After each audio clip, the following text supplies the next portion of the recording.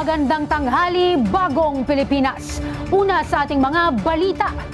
Nagkaroon na ng karagdagang taon para ipagpatuloy ng mga ahensya ng pamahalaan ang pag-aaral at reforma sa sistema ng edukasyon sa bansa.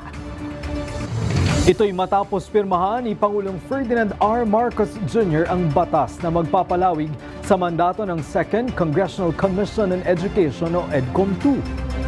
Nakakuha naman ng papuri mula kay House Speaker Faustino Boji D. III at ilang mambabatas ang ginawang hakbang ng administrasyon. Maya-maya lamang babalikan natin ang report na yan.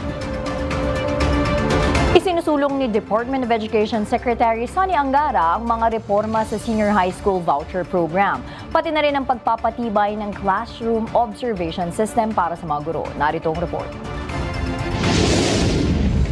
Para mas mapadali ang paghahatid ng voucher support sa mga mag-aaral at mas mapaigting ang sistemang sumusuporta tuturo ng mga guro sa iba't ibang paaralan, isinusulong ng Department of Education ang mga reforma sa Senior High School Voucher Program at mga hakbang na magpapatibay sa classroom observation system para sa mga guro. Layunin ng mga reforma na matiyak na mananatiling maayos at walang katiwalian ang implementasyon ng Senior High School Voucher Program at mas mapabuti ang classroom observation system para sa mga guro upang masuportahan ang kanilang professional growth. Matiyak ang patas na sistema ng evaluation at mapamahalaan ng mas maayos ang kanilang workload.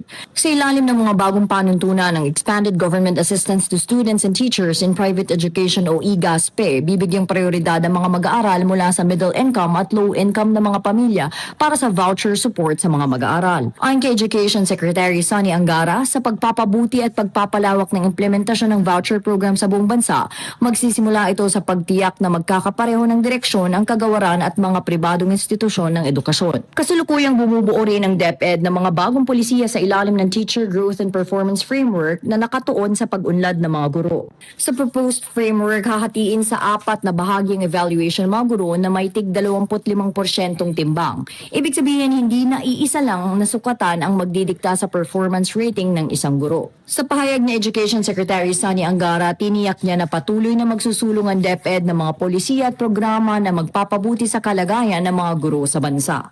Para sa totoong balita sa Bagong Pilipinas, Nadj Miravalles para sa 13 sa tanghali ng Congress TV.